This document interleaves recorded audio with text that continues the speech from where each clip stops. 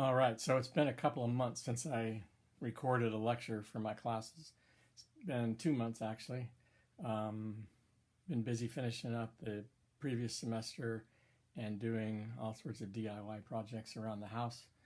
And it's Memorial Day, 2 weeks before the summer session starts, so I thought I'd better get finished with the rest of my lectures. So, chapter 12.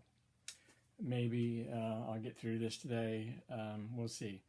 Uh, After I do this, or somewhere today, we're going to go visit my dad's grave in Carmichael and my father-in-law's grave in Dixon at the National Cemetery.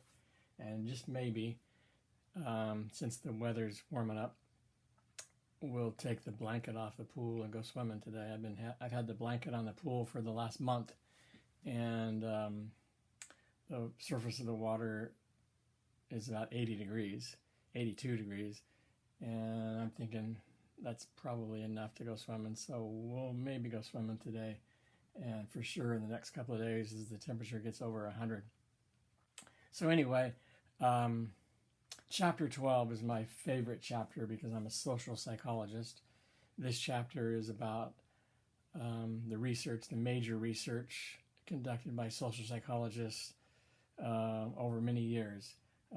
I would say that the best research, the most important research conducted in all of psychology has been done by social psychologists. And I'm sure if I was a biological psychologist, I would say the same thing about something having to do with the biological factors involved in memory or mental illness or something like that. But personally, although I appreciate the biology of human behavior, I feel like the most important thing about psychology is the application of all that basic research.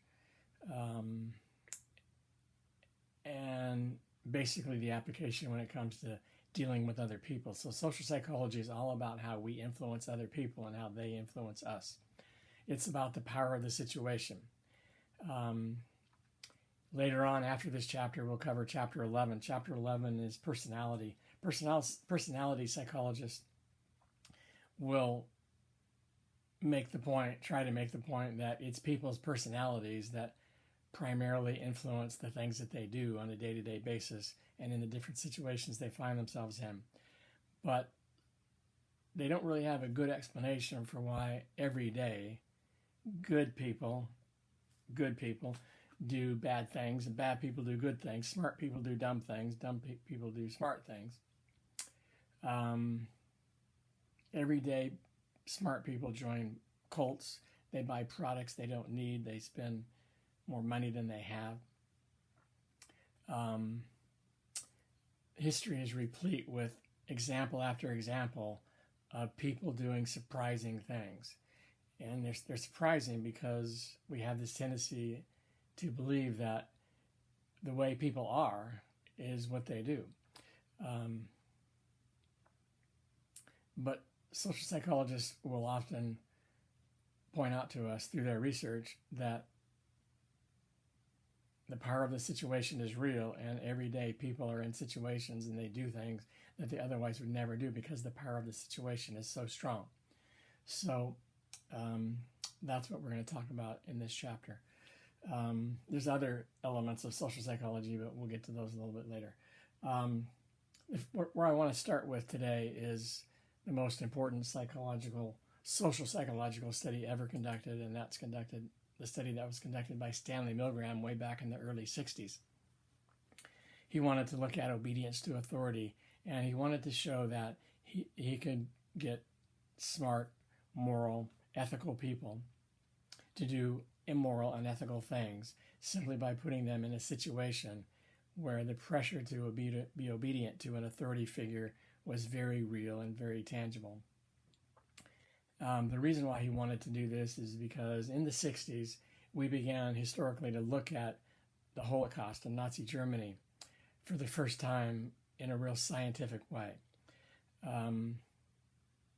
Enough years had passed, and I think it was finally time to be able to look at it scientifically to try to figure out if Nazi Germany, the Holocaust, could ever happen again, and if it could happen not just in Germany, but in other parts of the world? Could it happen in the U.S.? Could it happen in the U.S. in the 21st century? Those are the kind of questions that social psychologists began to ask at the end of the 20th century and are still asking today. To study that a little bit today, actually, let me back up a little bit. Another thing that was going on in the early 60s is Adolf Eichmann, who was a Nazi war criminal, one of the higher-ups in Hitler's regime.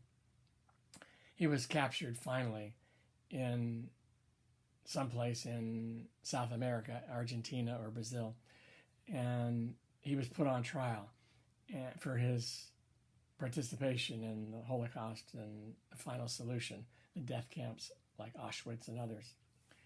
His defense was not that he didn't do it, not that he had alibis, but that, yes, he did it, but if you or I were in the same situation, we would have done the same thing because he was only following orders and he needed to in order to be able to survive. He made the point, tried to make the point that he was not really responsible for the behaviors that he engaged in that were criminal. He was being obedient to the authority above him in the form of Hitler and the whole regime that he had in place. So, in order to find out if that defense was a legitimate one, if it's possible that you could take moral, good people and put them in a situation and get them to do immoral and unethical things, he put him in a situation that was not really like the Holocaust, but a little bit akin to it.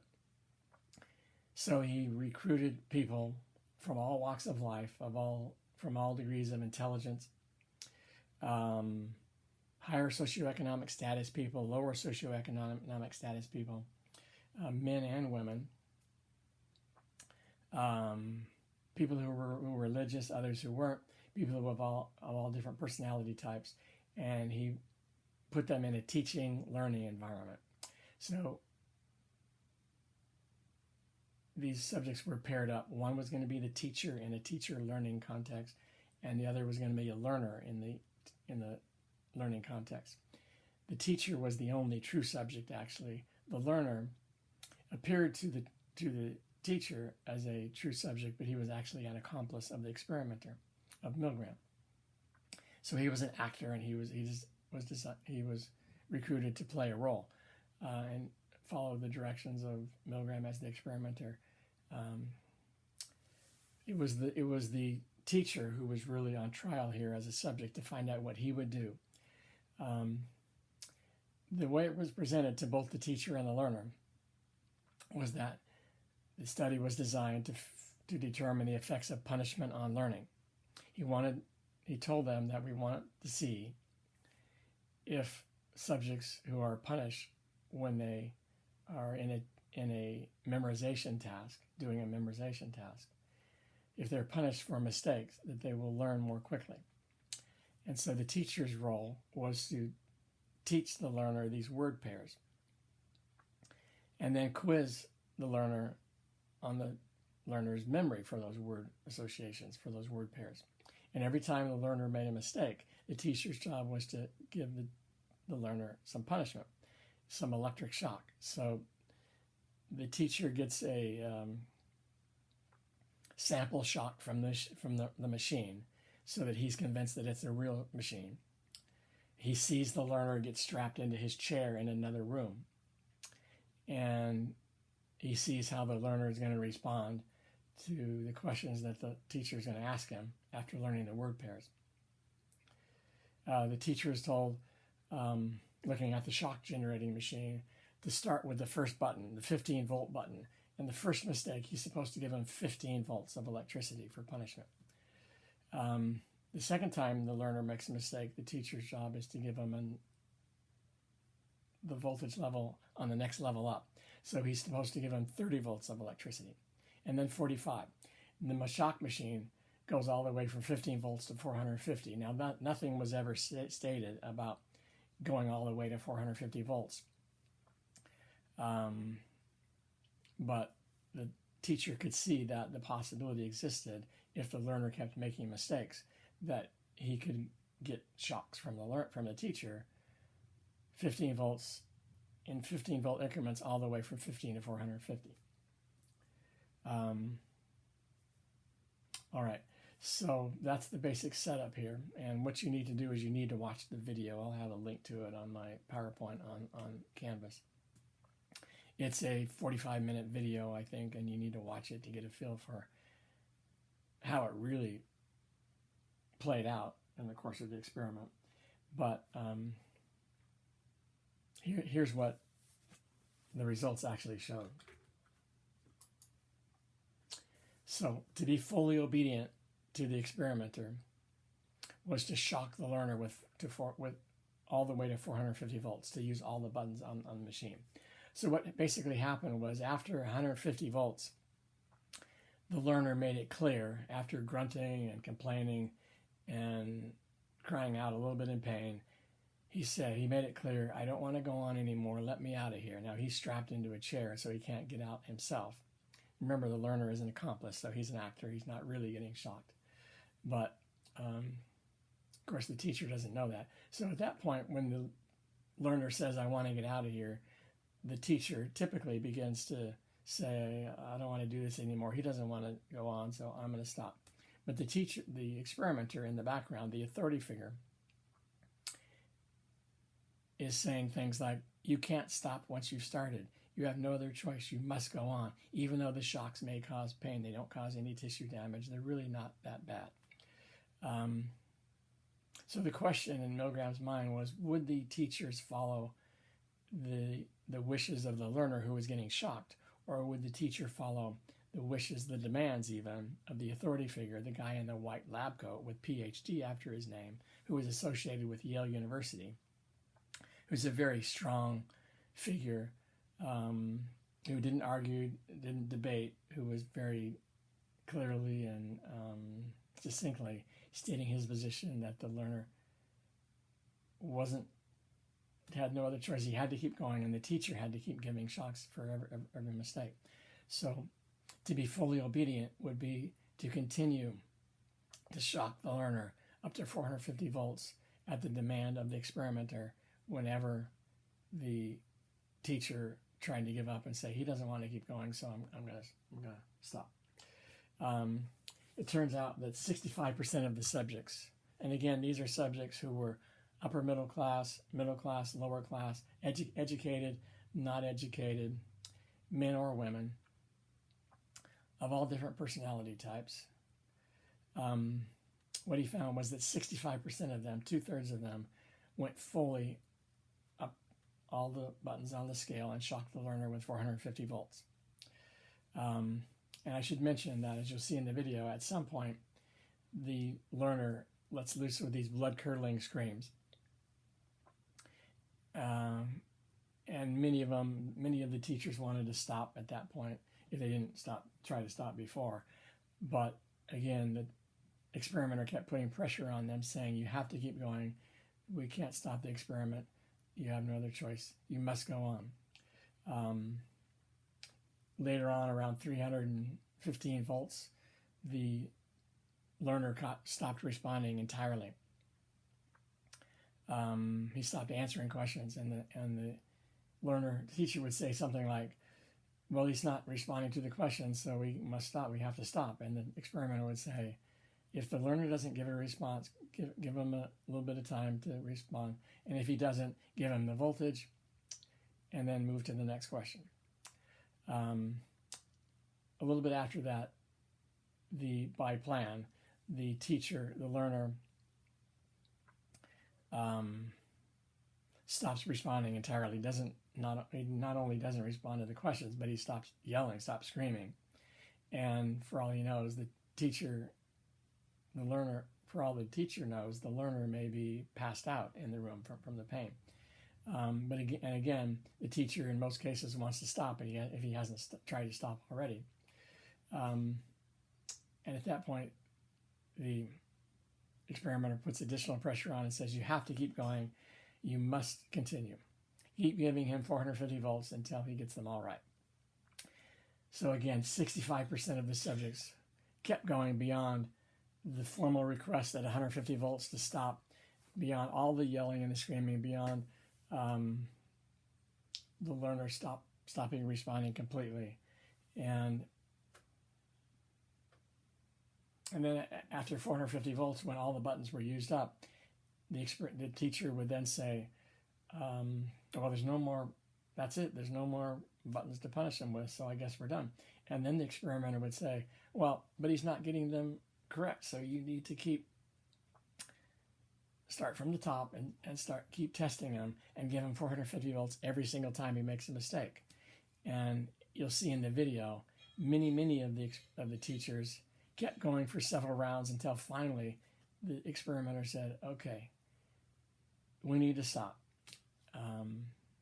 And then at that point, the teacher was debriefed and he was told that the person was not really getting shocked in there at all, but that the test was really a test to see how obedient the teacher would be to the authority figure in administering the shocks.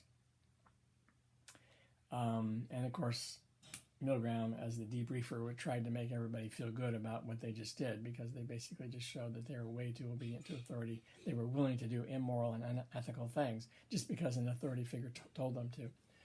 All right, so 65% were fully obedient. Many people will say, well, I would be among the 35% who weren't obedient, who weren't fully obedient, because, that's fully a third of the population in these studies. So that's where I would be. I would have stopped at some point. But the problem with that thinking is that in this major study that Milgram did, he did it numerous times, actually. This is the major version that gets published most often and discussed most often. What he found was that no one stopped prior to 300 volts. So at 150 volts, when the learner said, I want to stop at this point, no one listened to that. No one stopped at that point. And when the learner was letting loose with these blood-curdling screams, as you'll see in the video, no one stopped. No one stopped until the learner actually stopped answering the questions. And then more people stopped once the learner stopped yelling and screaming. So anyway, I guess I want to point out here that no one looks good in this study. Not the 65% who were fully obedient, and not even the 35% who stopped at some point along the way before 450, because all of them went at least to 300 volts. So the question is why? Why were they so obedient? So I want to point out that Milgram recruited people from all different walks of life. He did that on purpose so that he could generalize his results to the overall larger population in the U.S. and show that it didn't really matter who was in the teacher's chair. No matter who they were, they would tend to be obedient to the authority figure. So basically, what he wanted to show, what he tried to show, and I think he was successful in showing, was that personality factors didn't really matter. What mattered were situational factors. What made people obedient was the situational factors that were in place. So these are the things that he manipulated, and these are the things that he studied and discussed later on. And I want to mention them a little more fully right here. So first of all, the authority figure, the experimenter, was recruited because he was a junior high school teacher with a very strong and adamant demeanor. He was fairly tall. He towered over both the teacher and the learner when they were all in the room together. And he didn't waffle around. He didn't debate or argue anything. He just said things like, you must keep going. You have no other choice. You must go on.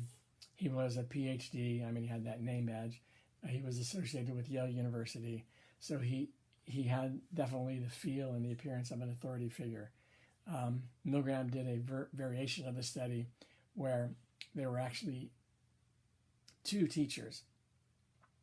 One of the teachers was an actor playing a role. The other teacher was the true subject. And Milgram, the experimenter, presented to them that what they're supposed to do, what they need to do, is, as a team, teach the learner the word pairs, test the learner on his memory for the word pairs, and then deliver punishment together as a team. And so they did this for several minutes until the experimenter got a phone call. He said, okay, now I got a phone call. I have to go down the hallway. I got to take care of some business. So why don't you just continue on in my absence? You seem to know how to do this. You're doing fine. Just go on. So by plan, after the experimenter left, the actor teacher, the one that was in on the study, by script, he turned to the true subject and said, now we're supposed to be testing the effects of punishment on learning, but we're not really punishing this person. Oh, I'm sorry, I forgot. The other difference in this study was that they were told to only use the 15-volt button. They weren't told to keep escalating with 15 volts with each mistake. So they weren't told to use the whole machine, just the first button only. So that's what they did until the experimenter left. But after the experimenter left, the actor teacher turned to the other one and said, we're not really punishing this person with 15 volts. We're supposed to be testing the effects of punishment on learning. So next time, I think what you need to do is you need to give this person 30 volts. In fact, I'll just take over and watch you go ahead and deliver the punishments. Give him 30 volts for the next mistake. Give him 45 volts for the next mistake after that. In fact, just go up the scale all the time with each subsequent mistake. Give him 15 more volts, and we'll see if his learning improves. So what Milgram found when he looked at the results later on was that most teachers, most true teachers, would not listen to this peer, this person who had no authority over them to ask them to do what he was asking them to do. In fact, the obedience level went down to about 25%, 20 to 25%, indicating that the authority figure makes a difference. When the authority figure has status, then we tend to be obedient to those authority figures. In the video, you'll see that there are 3 times with the major subject, the one that is given the most time in the video. There are 3 or 4 times where he asked the experimenter, who's responsible for his health, his welfare in there? And the experimenter would say, I'm responsible for his health. You must go on. And what Milgram found, what you'll see in the video, was that whenever the responsibility issue when it was made clear that the person responsible was the experimenter and not the teacher, then that information led the teacher to be obedient once again. So if the teacher was beginning to think, I'm going to stop, if the teacher started to get up and walk out, and the responsibility issue came up, what typically happened was the teacher went right back to administering more punishment with subsequent mistakes. Apparently, the lack of responsibility was a big issue in this study. Whenever the teachers felt like it wasn't their responsibility, then they felt better about going on, and indeed they did go on. Milgram also purposefully created a situation in which the teacher and the learner didn't know each other. He made it a depersonalized situation. Imagine if the study was set up a little differently and the teacher and the learner were friends, brother, sister, or husband and wife, or something like that. If they knew each other, had a relationship, it's doubtful that Milgram would have gotten the same level of obedience that he did in this study. So when they meet in the room initially and get oriented, the teacher and the learner aren't introduced to each other. They don't shake each other's hands. They don't converse with each other. Essentially, they don't know anything about each other. To the teacher, the learner is just another subject in the study, and he happened to be the unlucky one who got when the straws were drawn, he got the short straw, and he was the one who was relegated to being the learner.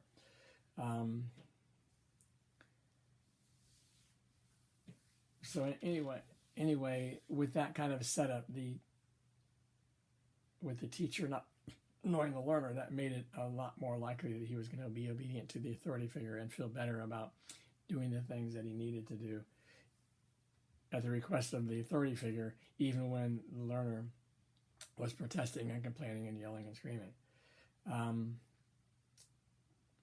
In another version of the study, the version that you'll see in the video, the teacher and the learner are separated in different rooms. But in another version of the study, the teacher and the learner were in the same room, in fact, sitting at the same table. And the teacher had to grab the learner's hand and actually force it down on a shock plate in order to give the learner a shock for each mistake the learner made.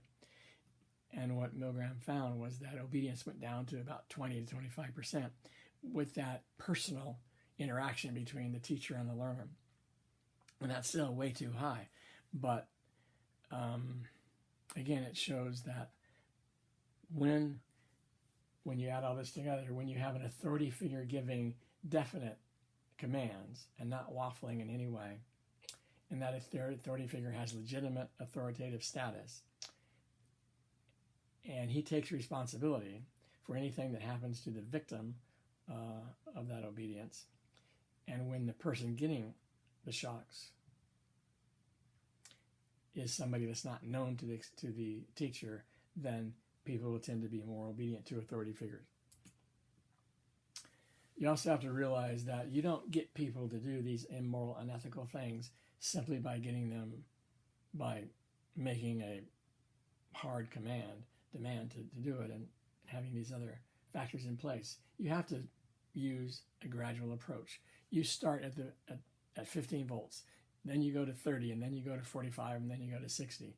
And what happens is at each level, the teacher is thinking to himself, should I shock this person with 150 volts? Well, I already shocked the person with 135 volts, and every level up to that point. So this is only 15 more volts. I guess I'll go ahead and do it. Even at 435 to 450, 450 is only 15 more than 435. So yeah, I'll shock the person. Once the teacher has this inertia behind him or her, then that person is going to be more obedient to the extreme requests at the other end of the scale. And you could also argue that these subjects, these teachers, were committed right from the start when they volunteered for the study, and they were offered $4.50 back in 1963. That was about $50 to $75 in today's money. They were offered that money regardless of what happened in the study. They were told, look, you get to keep that money no matter what. And during the course of the study, when the teacher would say things like, look, here's your money back, I don't want to do this anymore, the experimenter would say, well, no, remember, you get to keep that money no matter what. The money is not the point. The point is you can't stop. You can't stop now. You have no other choice. You have to keep going. So those factors created some inertia and created a foot in the door for the experimenter to make it more likely that the teacher was going to be obedient to the commands of the authority figure.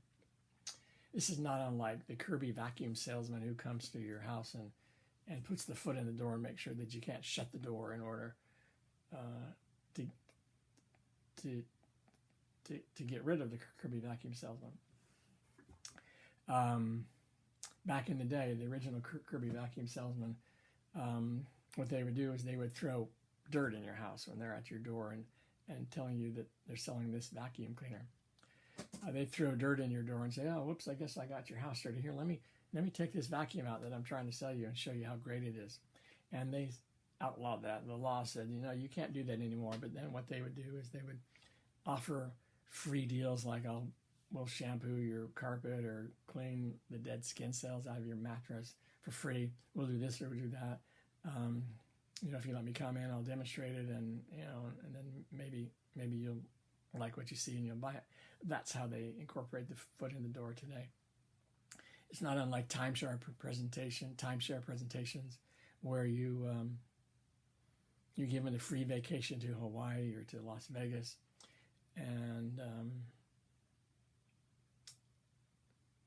when you're listening to the so-called friendly 90-minute sales presentation, you're getting this free vacation, and so you feel obligated to say yes to their request to buy into their timeshare. If you've ever been on a timeshare presentation, you know that there is a fair amount of pressure that's brought to bear on you to say yes, to invest the money in the timeshare. The reason why they do these things, even though it costs them a lot of money to give away these vacations and whatever else they give away, is because they actually work. People tend to do things that they otherwise wouldn't do when the requests and everything leading up to the final step of actually buying this thing are gradual, and they start small and then they get bigger and bigger.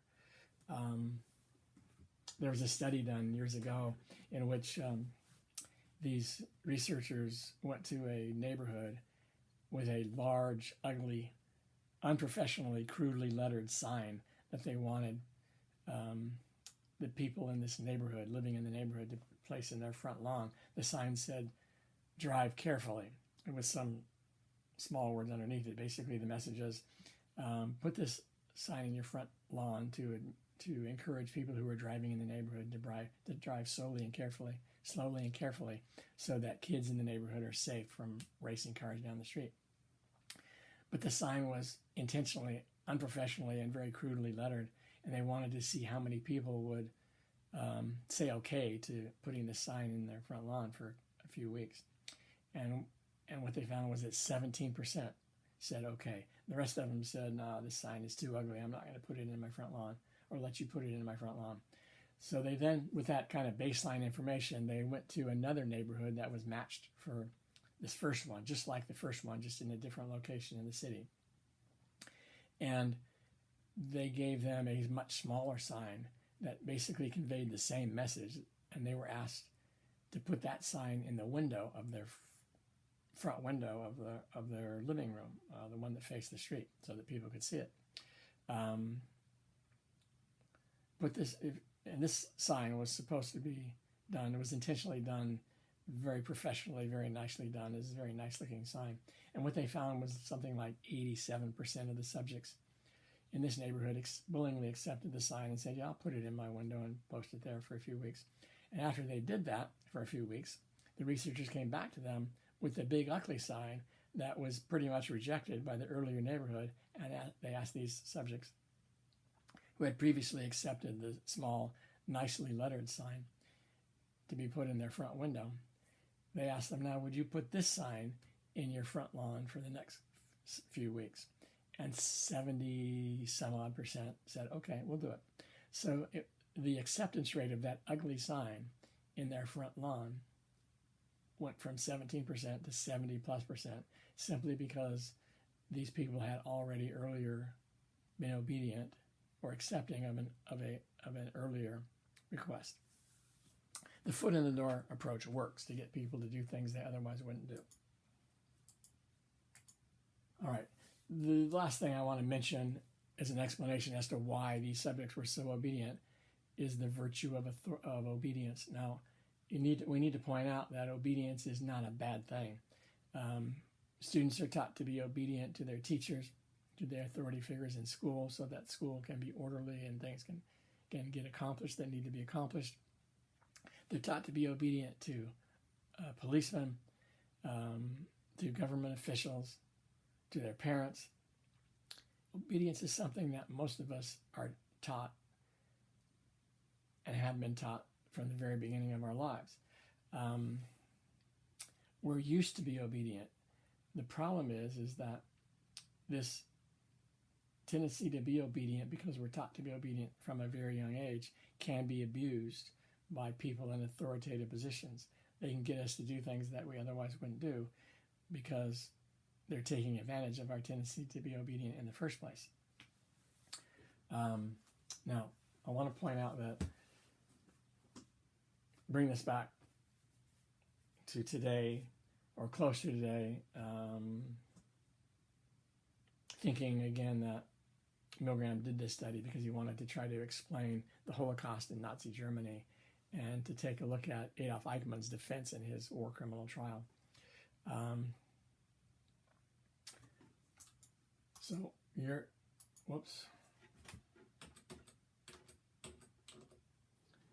wondering, does this study actually have some relevance for today, and does it actually explain something like the Holocaust? Does it describe what you would do in a situation like this? Those are the kind of questions I'm guessing you should be thinking about now when you learn about this study. I want to point out that several years ago, within my teaching career here at ARC, which means it's been in the last 25 years, I did a presentation over in the old cafeteria where we used to have brown bag luncheon presentations by faculty members. It's now college hour, but back then it was called something different. So none of the students who were there to listen to me present something in college hour knew exactly what I was going to do, so that I had a captive, naive audience in which I could try to experiment with something. So my intention was to teach them about Milgram study and to talk about the implications. So before, and they didn't know that, but before I went into that in any way, I said, okay, now before we get started, I want you all to do a little demonstration for me. We'll do a little group activity to try to get us going into the subject today. So everybody get up in a circle, stand in a circle and face the person in front of you, face the back of the person in front of you so that you're all facing in the same direction. So everybody in the group is probably about 20 people. They didn't know me, I didn't know them, they didn't really know each other, they were just there to listen to a presentation. So everybody obediently gets up into this circle facing the back of the person in front of them. And I said, okay, now reach out and put your hand on the shoulder of the person in front of you. And everybody obediently did that. I said, now draw your hand back and put your fingers into the middle of your palm and your thumb over your fingers, and then point that at the right shoulder of the person in front of you. And then lean forward, and everybody did that. Now I want you to lean forward and slowly until you make contact with that person in front of you. Everybody did that. And I says, okay, now pull your hand back, keeping it in the same position. Pull it back and now lean forward and push forward a little bit faster this time until you make contact with that person in front of you. And then I had them do it again, and then again and again. And each time I said, now I want you to move a little faster, and I want you to put a little more strength behind that hand as it approaches the person in front of you. And pretty soon I had everybody, I think, hitting each other in the back. And if you ask why was I able to get them to do this, I think it's because I was an authority figure to them. They expected me to be doing something that was worthwhile, that wouldn't be inappropriate in any way, that it would be worthwhile for the presentation I was going to give. They weren't responsible. I was responsible. They didn't know the person that they were hitting. I didn't ask them to hit the person in front of them. I just had them do one thing after another until gradually I was having them hit the person in front of them. And they were taught to be obedient, and I was taking advantage of that.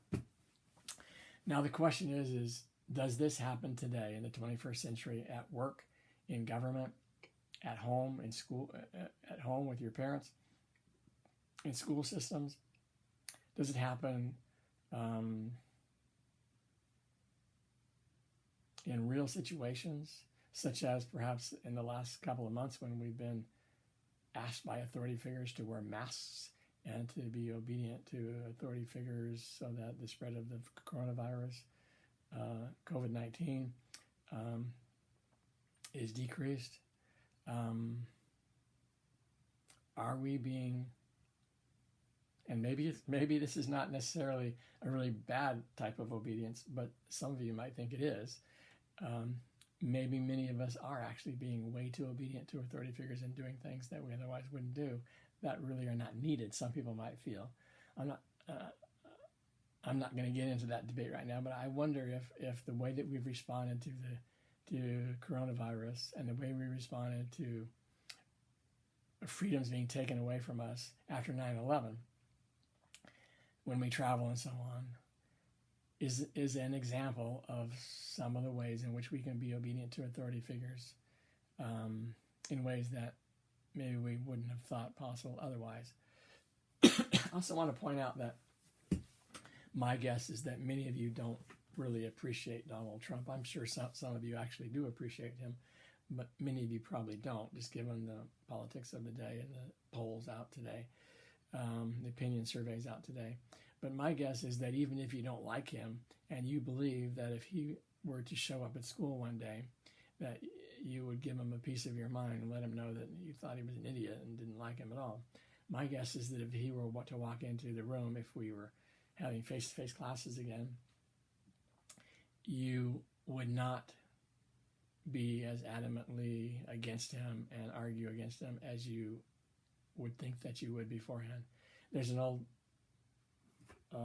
YouTube vignette, I think with Dave Chappelle, and he talks about how he met O.J. Simpson, and all the time that he's giving this humorous description of meeting O.J. Simpson, he's talking like to the audience to the side of his mouth, saying, he's a murderer. He murdered Nicole Brown Simpson and his ex-wife and her boyfriend, and he's such a bad dude and all that.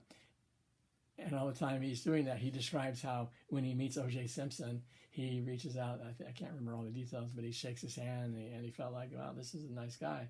And all the while that he's acting very friendly and nice to O.J. Simpson, he's saying out of the side of his mouth to the rest of the audience that he's a murderer. And he's trying to get across the point that he didn't act the way that he thought he would act or the way that he wanted to act.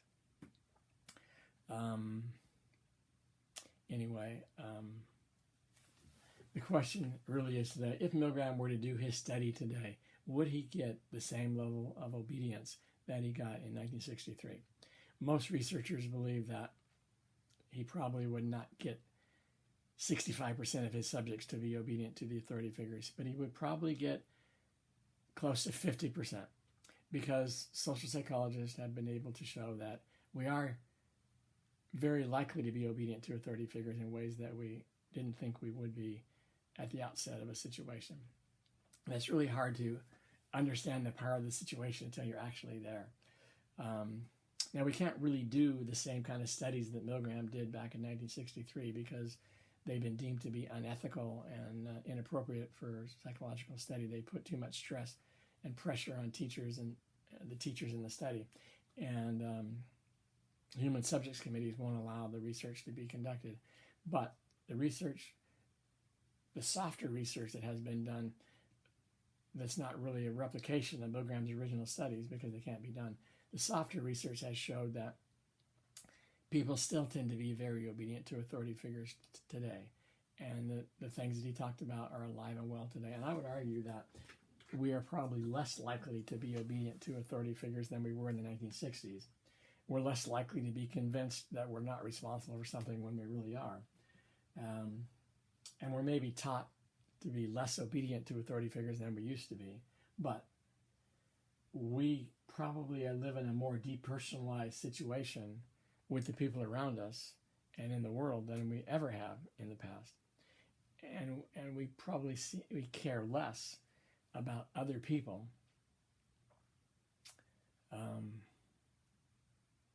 then we're more depersonalized and more separate in our own individual lives now than we were in the 1960s. And I would argue also that the foot in the door approach is a timeless approach. It always has worked and always will work to get people to do things they otherwise wouldn't do. But anyway, you can debate this in your own mind or with other people endlessly, but this is a social psychological look at why people tend to be obedient to authority figure and why moral and ethical people do unethical and immoral things every day, and why perhaps a little bit why the Holocaust tended to occur the way that it played out. Now, the Holocaust was not just about obedience to authority. It was also about following norms and doing what other people are doing. So let's talk about another element of social psychology that social psychologists have studied, and that's conformity. So this study was conducted by Solomon Asch, and it was actually conducted before Milgram did his studies in the 1960s. Solomon Asch showed people lines like this, 4 different lines, 3 lines of different lengths, and then another one that matched one of those 3 lines in terms of height.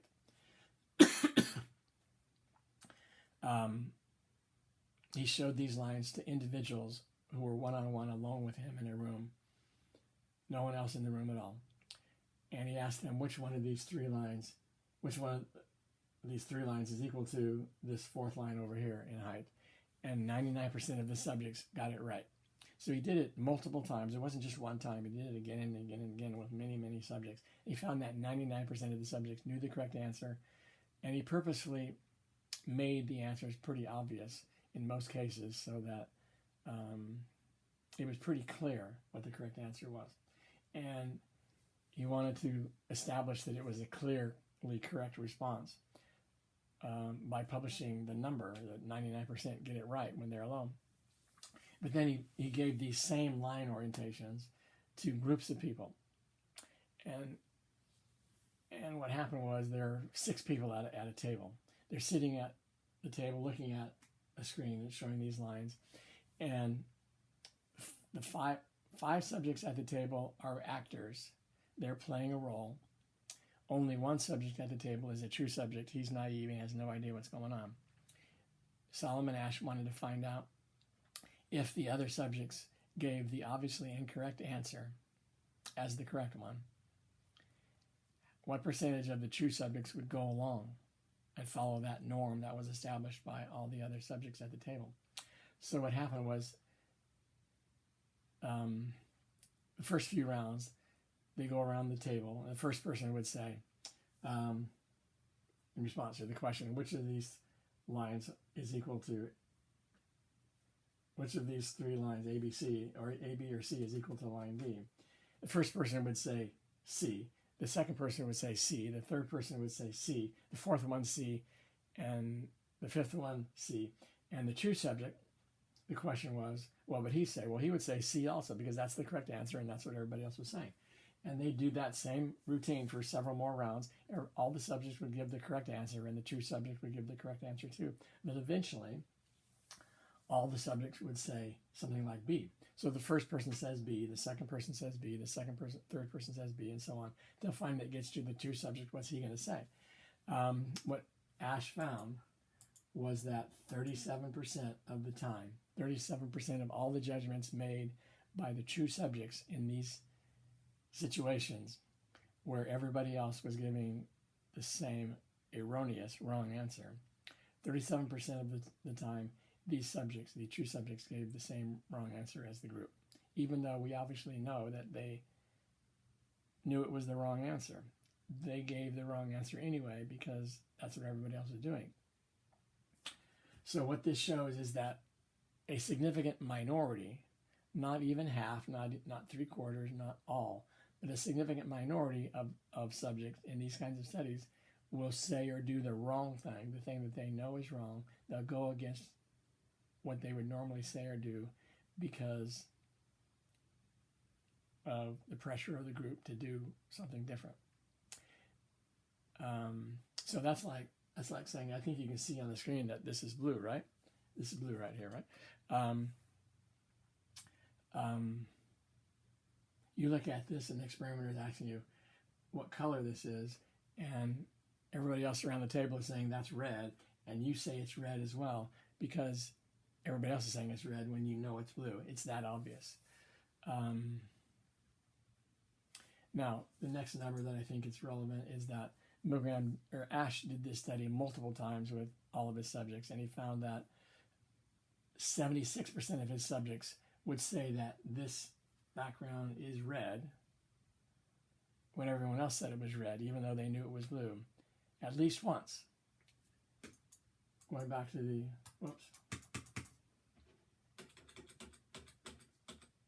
76% of the subjects, 3/4 of them, would say at least once that D is equal to B, simply because the rest of the group was saying that D was equal to B. So we're not all conforming all the time. Most of us are going to conform in a major way, in an obvious way, at least once over time if given multiple opportunities. So the point of this is that we are very conforming people, and Nazi Germany was full of conformity. That's one of the major tools that the Holocaust instigators, Nazi Germany and all the people involved in Hitler's apparatus, one of the reasons that why they were able to do what they did is because there was a new norm established in Germany at the time, and people just went along with it. I'm sure there were some people who questioned it, but the majority didn't, and so it kept going. Now, let's talk about more everyday examples of conformity. Have you ever laughed at a joke that you didn't get? If you did, that's conformity, isn't that? Why can't you say, you know what, I didn't get that joke. Could you explain it to me? I found that that's very hard to do.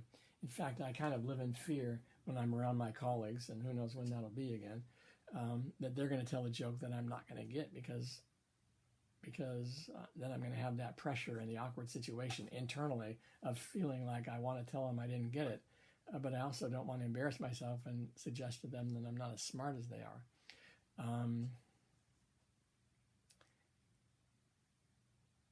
And of course, I very rarely have had the nerve to say, you know what, I didn't get that joke. Could you explain it to me? I mostly would go around the corner and Google it, and I kind of kick myself. Why didn't I just be true to myself and act genuine and real and tell them I didn't get it? It's hard to do. Have you ever laughed at a joke that you got, but in your soul, in your heart, you knew it was very immoral, very racist, very prejudiced, very wrong in some way, but you laughed at it anyway? Conformity again, right? Have you ever had that situation where you go away kicking yourself saying, why didn't I let them know that I'm not okay with that? I just communicated to them that I'm a racist or I'm a homophobe or something like that. And I'm really not like that, but I communicated that to them by not standing up for what I believe in and what I value. Anyway, so those are two types of conformity that I think can happen. Now, there are two reasons why we tend to conform, given by social psychologists. The first one is called normative social influence, or normative conformity. This is when we conform with other people and do what they're doing, say what they're saying, simply because we don't want to stand out and be different. We don't want to be embarrassed or feel awkward. The second type of conformity is called informational conformity. This is conformity when you believe there's a right and a wrong way of doing something or believing, and you want to be right. And so you look to other people and see what they're doing, find out what their beliefs are, and you think, well, maybe they know something that I don't. All these people tend to believe or do the same thing, so they must know something I don't. And maybe that means that gives me information about what's right, and I want to be right, so I'm going to use them as a source of information to tell me what's right. So again, that's called informational social conformity. Now, I would argue that conforming for the sake of information is a noble type of conformity. It's okay, it makes sense. I would very much argue, though, that normative conformity is where we get into trouble, where we tend to show that we can be social chameleons, that we change our stripes to fit the situation, and where we tend to be less than genuine and authentic with other people. And I think that's kind of sad. Probably most times in life, when we conform to other people, it's a combination of informational and normative conformity. But the normative part of it, I really don't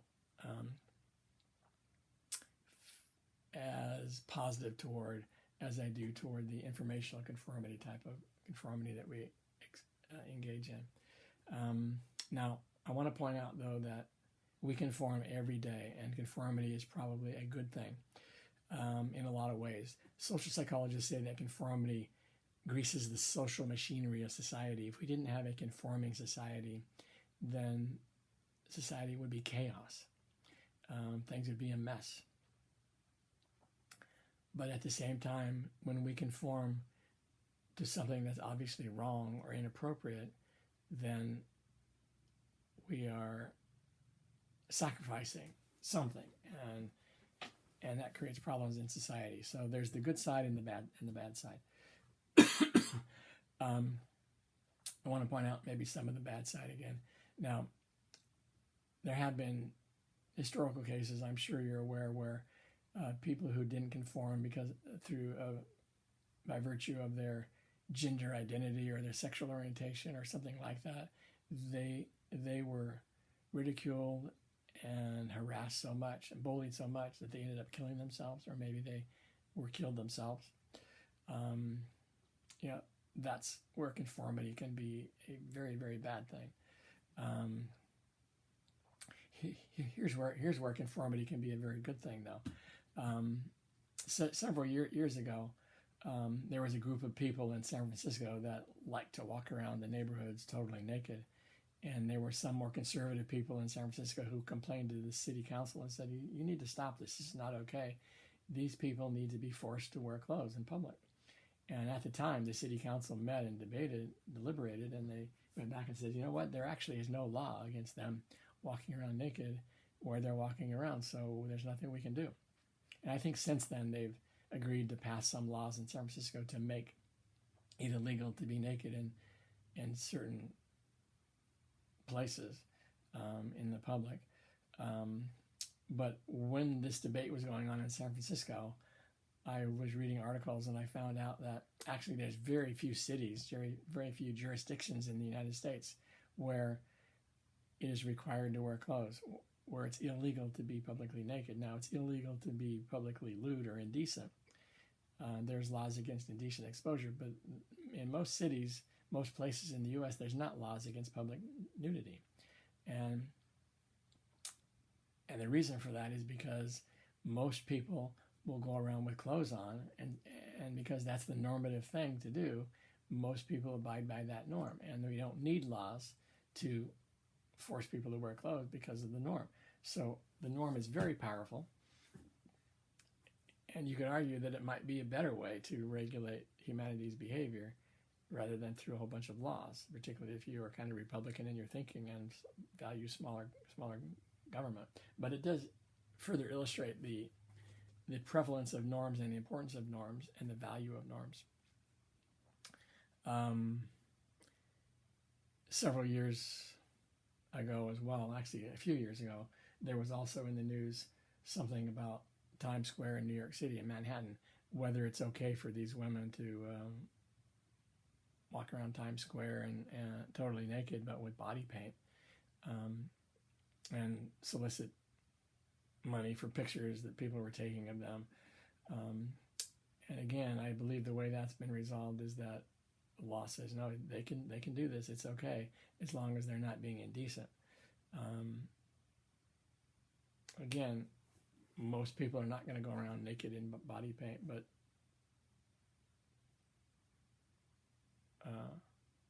most people are going to wear clothes, and they're going to be decent to other people in terms of their appearance, because that's the norm. And we don't need to pass laws and legislate laws to wear clothes, and that you can't wear body paint as your clothes in most cases, because norms tend to take care of it. Now, in order to get a feel for how conforming people are, and you are, it's probably a good idea to, over the next 24 to 48 hours, try to be non-normative. Just go places in public and do things that are kind of non-normative that you otherwise wouldn't do, and see how you feel and how other people react. And I'm guessing that you'll have a hard time doing the non-normative thing because there's so much pressure against doing the non-normative thing. And if you take a look at that and actually try to experience doing the non-normative thing, you'll realize that you are actually probably conforming every single day. You wear clothes, and if you're wearing clothes, you're wearing stylish clothes, you're wearing clothes that are in style. You wear your hair the way that other people, you have facial hair the way other people are doing it. That's conformity. Most of us probably are also wearing clothes that correlate with our gender identity. Mostly that's conformity as well. When you get in the elevator, you face the front because everybody else is. That's conformity. Try getting into the elevator next week where there's several people and face the rear. Try going to a restaurant where it's seat yourself and sit down next to a couple at a table where there's extra seats that you could sit at. Try going to the movie theater and sit right next to somebody that's kind of on the edge. And when there's 150 other seats or 100 other seats to choose from. My guess at the restaurant in the theater example, the person who you sit down next to is probably going to look at you and wonder, what are you doing? And shun you or actually ask you to leave. Try going in a public place and start singing go to the grocery store and start singing to the cereal box section. Sing your favorite Adele or Taylor Swift song. Sing it out loud so that other people can hear it. Chances are you're not going to do it because it's non-normative. And if you don't do that, you're abiding by norms. And that's a good thing. But again, when you laugh at jokes that you didn't get, when you laugh at jokes that are immoral, unethical, racist, or whatever, when you look at the screen and say that's red when it's really blue, those kind of conformity, that type of conformity, I think is not okay. How conforming are we today? Well, we're probably less conforming than we were in the 1950s and 1960s based on the research, but we're still very conforming. Some of it's good, some of it's not so good. Okay, another area of interest of social psychologists are the attributions that we make of other people. Social psychologists believe that humans are judgment machines. I often have students when we talk about this who tell me that they don't make judgments of other people. And I think that's kind of a politically correct perspective that too many people have today. No, I don't make judgments. It's not okay to make judgments in this enlightened era. Public shaming and ridiculing and bullying of people, I don't do that. That's something I just stay away from. But I think that's very dishonest. People who believe they don't make judgments are lying to themselves. We make judgments every single day. Humans are judgment machines. In fact, we're taught to be judgmental from a very young age.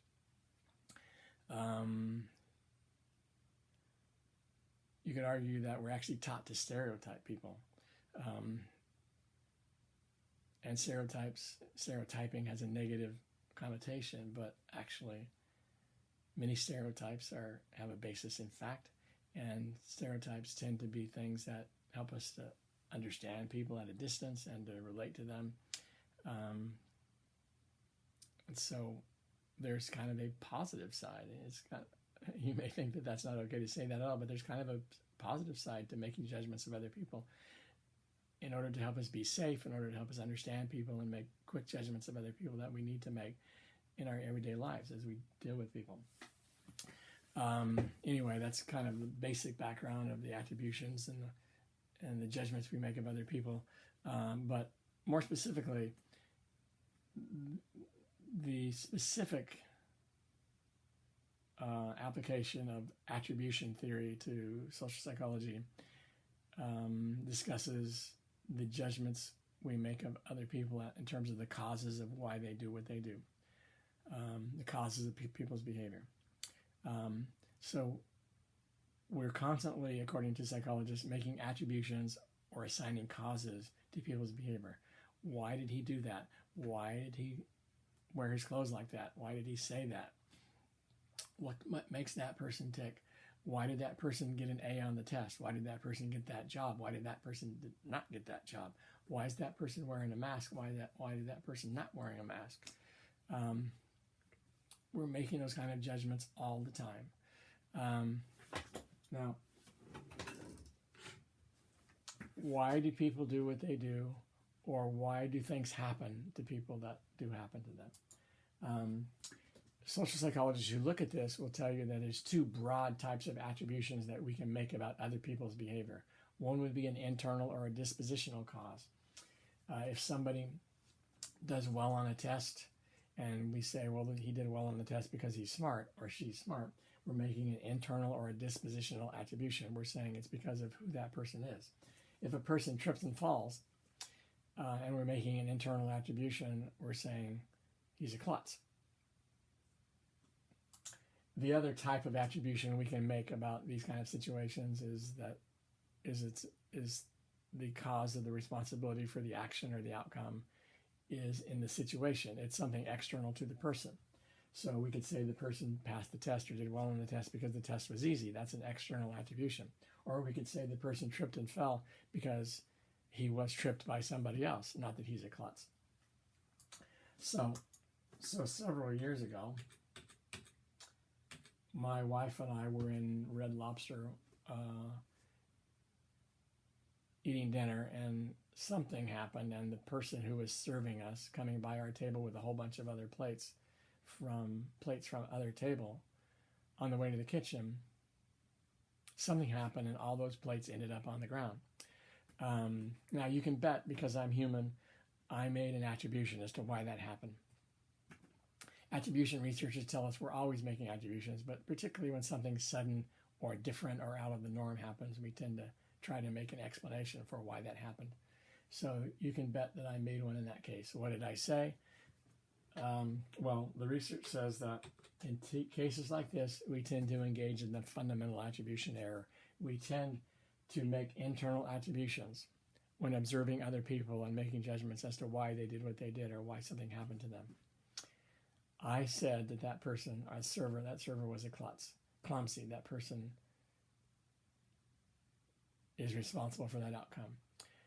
Probably one of the reasons why I did that is made that attribution is because I've never been a server and I really don't know all the intricacies of serving and all the possibilities that can happen. So the research says the more familiar you are with a situation, the more likely you are to be aware of the external factors that could cause people to do what they do. And therefore you're more likely to make external attributions. But in a situation where you haven't been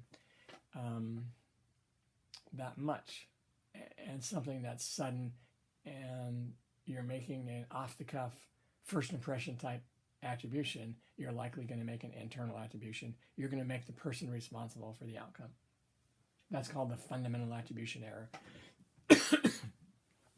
Now, the fundamental attribution error can be right sometimes. The person maybe really could have been a klutz.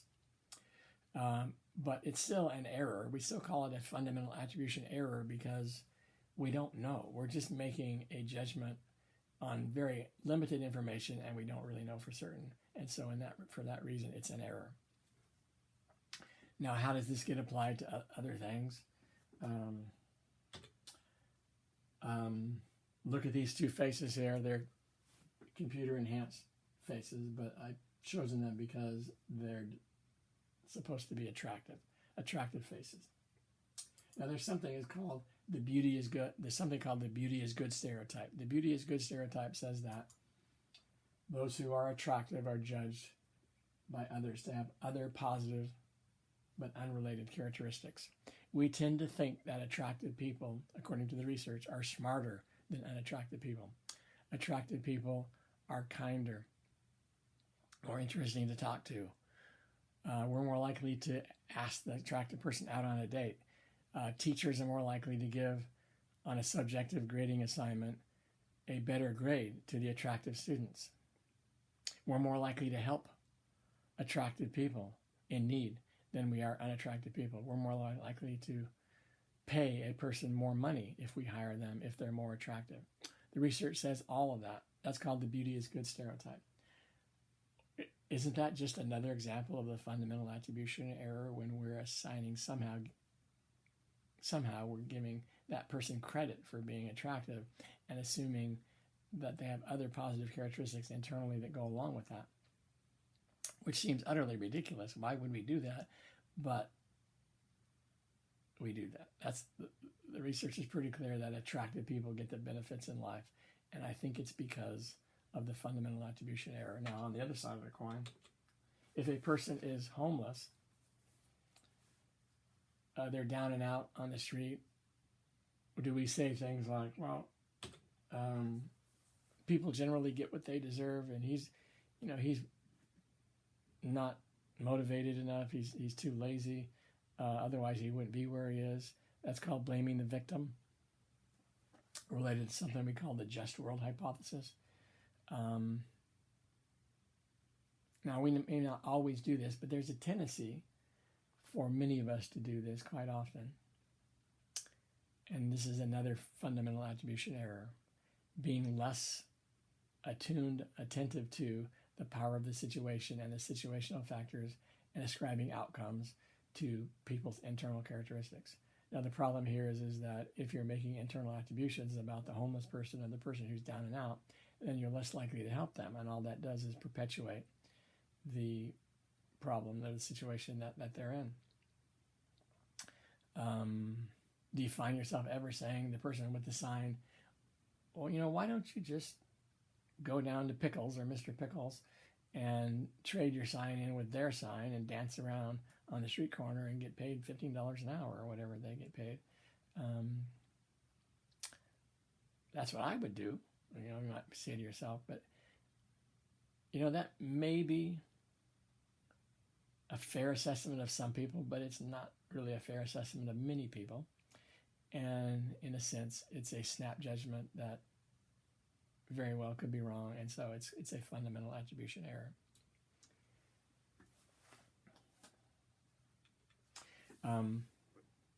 I want to point out that some research has shown that most students tend to believe that their teachers are extroverted and like the stage and like to be around people and gregarious type people.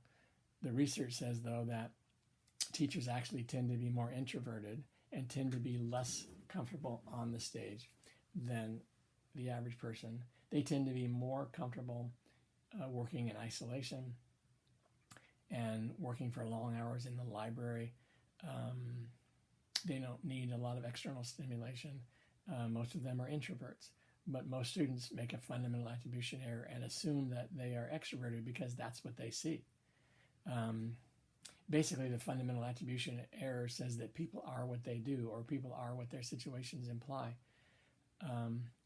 But while that may be a good rule of thumb to make snap judgments of other people, it leads to many, many errors. And the truth is that when students first do well on early tests in my classes, I tend to think they're smart.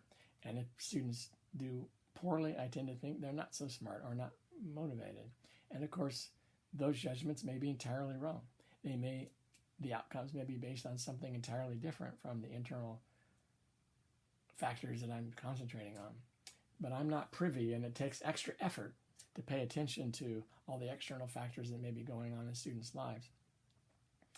And that's the reason why teachers like myself and people in general tend to make fundamental attribution errors, because it takes more effort to think about the situational factors that may be in play in any situation. Okay, lastly in this chapter, I want to talk about what's called the relationship between attitudes and behaviors. So social psychologists have long been interested in whether attitudes cause or predict behaviors.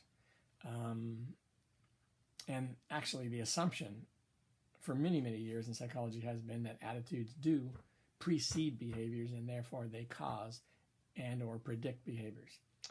If you think about it, the only reason to study people's attitudes and measure people's attitudes is because you think that knowing their attitudes could give you some utility in being able to predict their behaviors.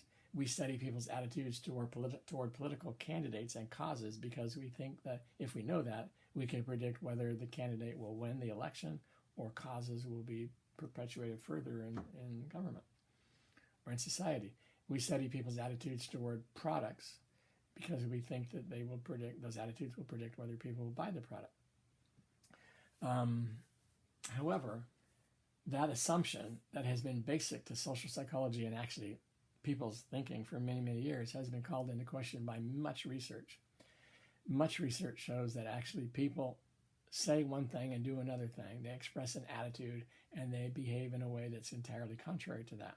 I think the reason for that, or a reason for that, is because of the power of the situation. The situation is real, and when push comes to shove, people say and do different things because the factors in the situation are real, and they bring to bear factors that could cause us to behave very differently from expressed attitudes. But anyway, the research does say that in many cases, attitudes do predict or cause behaviors. I put in some cases here, but actually it's true in many cases. But there's still many, many, many cases in which attitudes don't predict or cause behaviors at all. In fact, the research shows that for most people, it's more likely that behaviors cause attitudes than the other way around.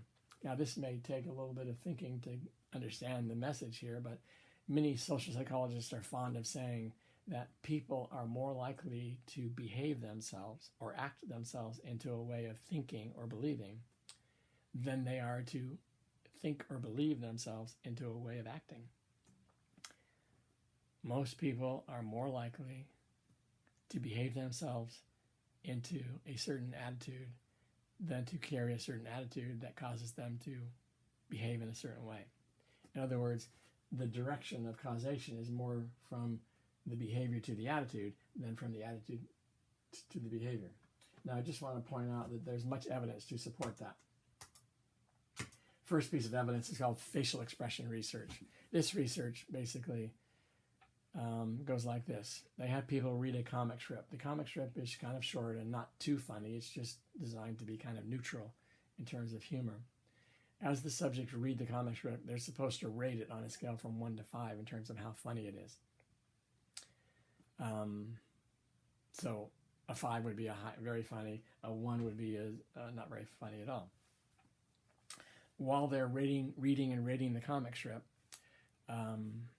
the subjects are put into two groups. One group is called the lips group. They're asked to hold their pen in their mouth with their lips. So read the comic strip and rate it while you hold the pen in your mouth with your lips. The rule is you can't touch the pen with your teeth, only your lips. The other group is called the teeth group. They're supposed to hold the pencil or pen with their teeth and not their lips. And keep holding that expression while they're both reading and rating the comic strip for a minute or two. What they find in this research is that inevitably those who held the pencil or pen in their mouth with their teeth thought the comic strip was funnier. They rated it higher than those who held it with their lips. Why was that? Well, because the comic strip was neutral, and we're trying to make a judgment here. We're forced to make a judgment, and we don't have a whole lot of information to go on because it's kind of in the middle. And so our minds go to whatever trivial or little information we can find that will help us to make a judgment. And so we're kind of unconsciously thinking to ourselves, well, I really don't really know how funny it is, but I'm smiling, so I guess I'm going to rate it higher. Now that seems kind of strange, but maybe not so strange when you realize that fake it until you make it is a legitimate psychological principle. It's used a little bit in therapy. People who are depressed tend to have a negative perspective on life, and they tend to need to force themselves to look at things more positively for a little while in order to help alleviate their depression. Now, if you're clinically depressed, fake it until you make it's probably not going to work. But if you're mildly to moderately depressed, fake it till you make it can get you by for a little while. If you need the medication to help you with depression, then yeah, take it. But if it's just a mild to moderate form, fake it till you make it. Doing things, smiling, laughing out loud, associating with other people, doing positive things tends to help you feel a little less depressed, which again supports evidence, supports the idea that behaviors cause attitudes. Some research actually suggests that there's muscles in our faces that are directly connected to emotional centers in our brain that are associated with happiness and sadness and anger. And so therefore, we're receiving direct input from our faces to our brain to tell us how to feel. Then there's the Zimbardo prison study. Now you're going to read an article in the other Canvas activity that discusses the Zimbardo study in a different way than maybe you're familiar with it, but and it kind of takes a look at it from a critical perspective. But I think that Zimbardo's study did have some value, and I just want to describe it a little bit. Basically, he put people in a situation in the basement of the Stanford Psychology Department in a simulated prison environment. He made some people prison guards, and he oriented them and taught them how to be good prison guards in the simulated prison. And then other people were chosen to be inmates, and he oriented them. And he basically told the guards that they needed to keep the inmates in line. And then he said, now let's just play the game, play these roles for a couple of weeks. It was a 2-week study. and they were given a certain amount of money to participate in the study.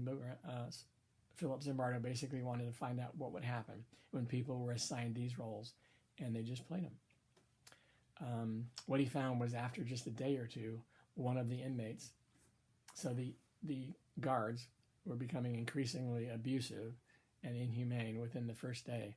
One of the inmates began to have a nervous breakdown, and he eventually had to be let go. After two more days, another one began to have a nervous breakdown, and things were getting really, really out of hand.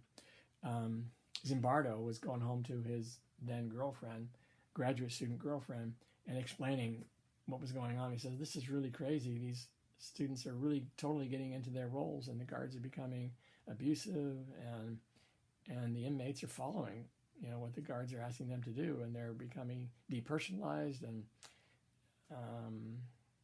beginning to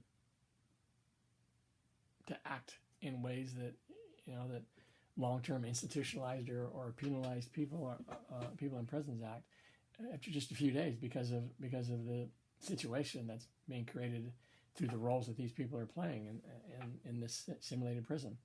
And he was bragging about what was going on in this prison situation, and that was amazing that these roles were becoming real. And his girlfriend was basically saying,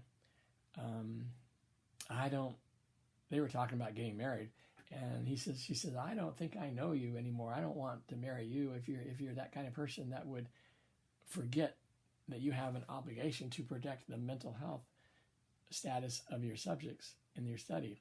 And you're so wrapped up in your role as prison warden and seeing what you can get to happen in this prison environment, and you're forgetting that you have another role, and that's to protect the mental health of your subjects. So you need to stop the study." So the next day, after 6 days, he goes down and stopped the study, basically because his girlfriend threatened to not marry him after all.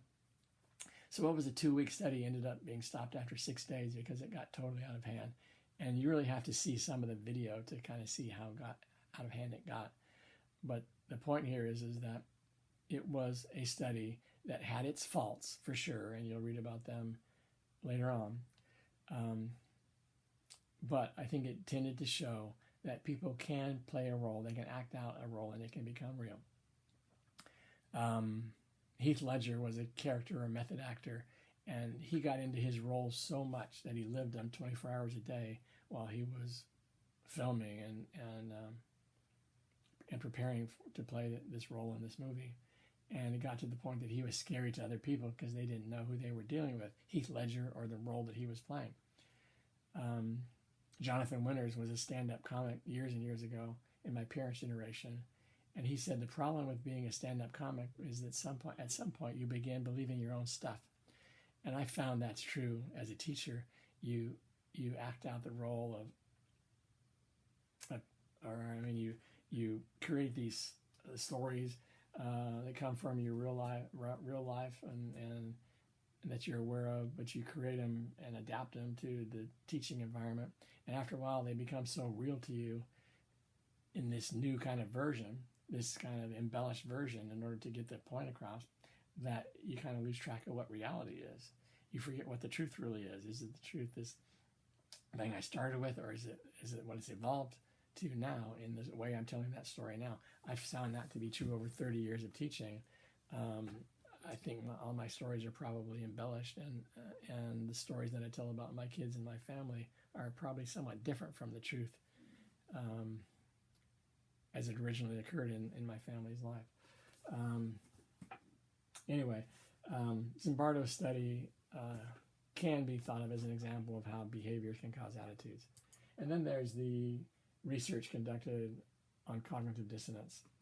I also want to point out, I haven't mentioned it here in the PowerPoint, but people who are kidnapped, like J.C. Lee Dugard and Elizabeth Smart and Sean Hornbeck many years ago, and Patty Hearst, who was kidnapped by the Symbionese Liberation Army in the early 70s. Many of these people do the things they need to do in order to save their lives. They become obedient to the commands of the kidnappers, and they do the things that they're asked to do in order to basically survive and get along. But at some point, they begin believing that they really like their kidnappers and that they believe the same things that the kidnappers believe. Patty Hearst, who eventually became part of the Symbionese Liberation Army who kidnapped her, was eventually put on trial for the crimes that she committed as part of being part of that revolutionary group. And in her trial, she said, the problem is that I had to act in a way, lead them to believe that I was one of them in order to save my life. But I did that so convincingly that I began to convince myself that I was one of them. In a sense, she was brainwashed. Brainwashing is not a scientific term, but if you study brainwashing, converting people to some form of ideology that they didn't used to have, you find out that the best way to do that is to get them to behave in a certain way that suggests to them that they are believing the things that they're doing. You don't brainwash somebody by lecturing to them. Many parents have tried that. You brainwash somebody, you brainwash a young child by getting them to do the things that suggest to them that they believe the things that are suggested by those actions, and pretty soon they're converted. And I believe that every good parent brainwashes their kids. And not in a robotic sort of way, but in a conversion sort of way. Brainwashing, conversion is done through behaviors, not through indoctrination, not through lecturing. Now that can play a role, teaching and indoctrination can play a role, but it's the behaviors, it's the doing that leads to the real conversion. Now, cognitive dissonance research is based on the idea that when people do things that are inconsistent with the way that they feel, inconsistent with an attitude, then they feel cognitive dissonance or mental tension.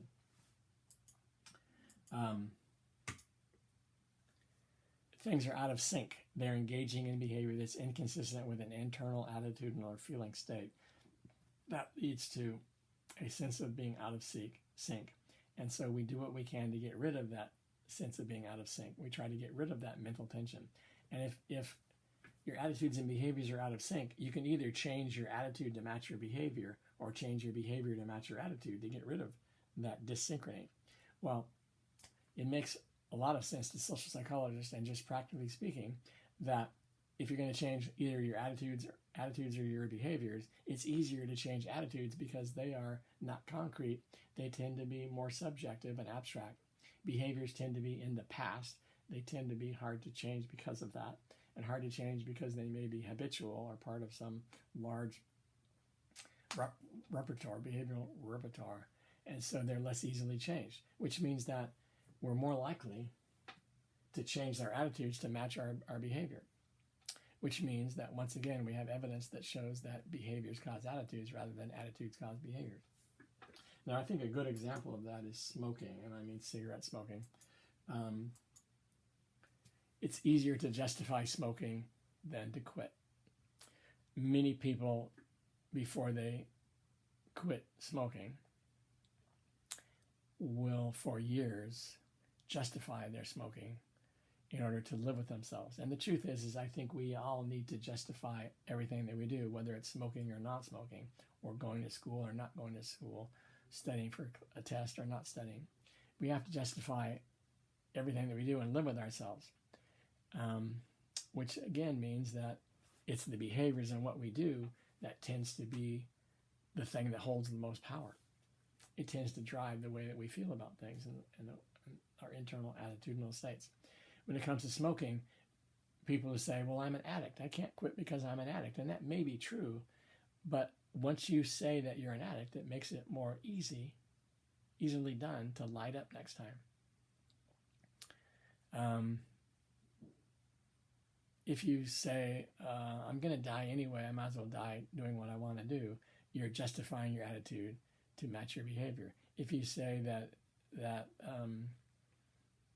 I run 5 miles a day, so that counteracts the smoking behavior, you're justifying your smoking.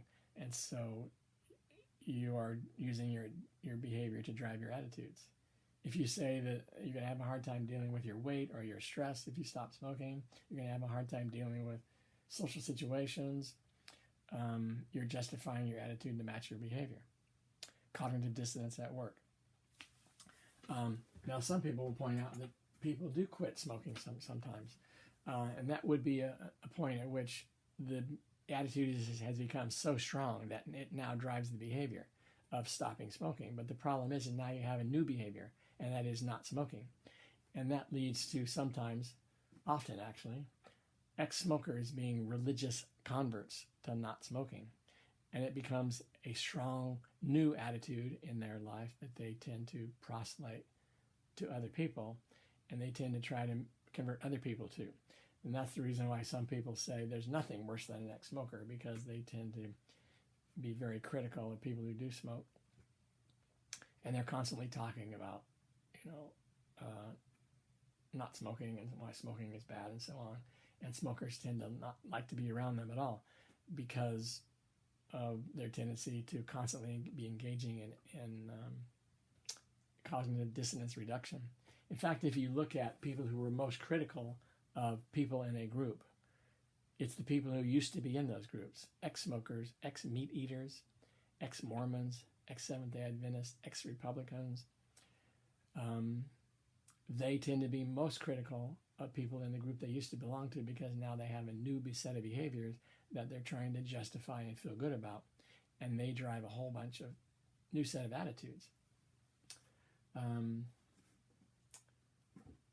I would argue that we are constantly engaging in cognitive dissonance reduction every single day when we buy a new car, when we buy a product, when we do, as I said before, when we study hard for a class or not. We're letting our behaviors drive our internal attitudes, and that can be a good thing sometimes, but it can also be a bad thing sometimes, particularly when it comes to smoking, where it's much better if we just stop smoking. Okay, well, that's the chapter. I'm going to stop here. There's many other things in the chapter, but those are the highlights. Those are the things that I like to talk about. Don't forget to use the study questions to find out what in the chapter that I haven't talked about that's most important to study for the quizzes and tests. I'll see you next time.